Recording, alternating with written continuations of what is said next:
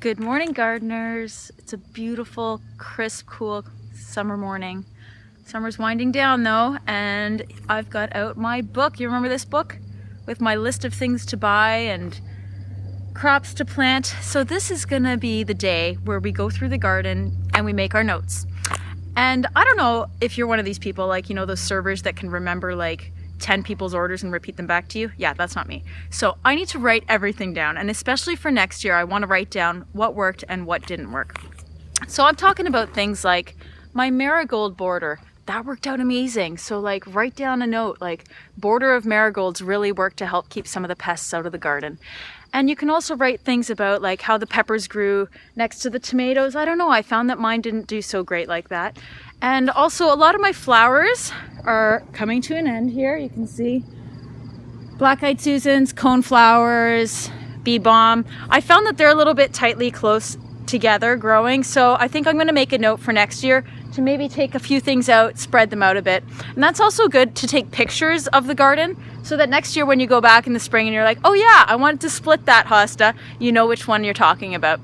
So also another good thing to make notes of in the garden is things that worked for you as far as tools. I got a lot of new tools from Terra this year, and some of them were great, and then some of them were amazing. Like, you know what saved my life? And I know you guys on the Toronto Gardeners site are gonna appreciate this one.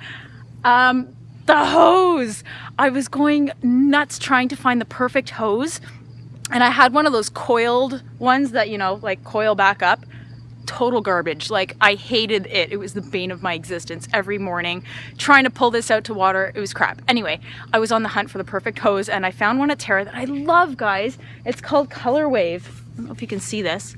Color Wave. So it comes in all different colors. I chose black, of course, but I did that because I got all remember my gardening accessories like sprinklers and guns and all that, they're all purple, so I thought that the black would look amazing.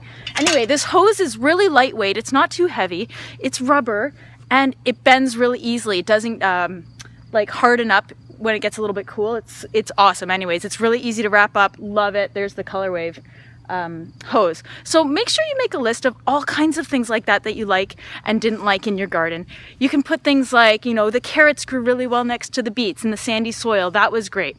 I think that, you know, my bean teepee, I really want to grow beans up both sides next year and forget the cucumbers because they just didn't grow as fast. So tips like that, make a log, guys, keep it for next year. You're going to appreciate it, and we'll go back in the spring and we'll review, and the next year's garden will be even better than this year's garden. Okay, see ya.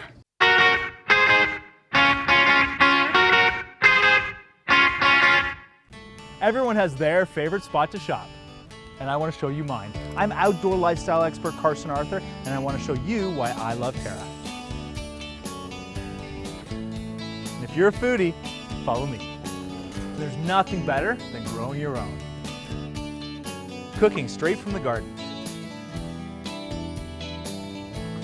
Terra makes my life easier and a little more colorful.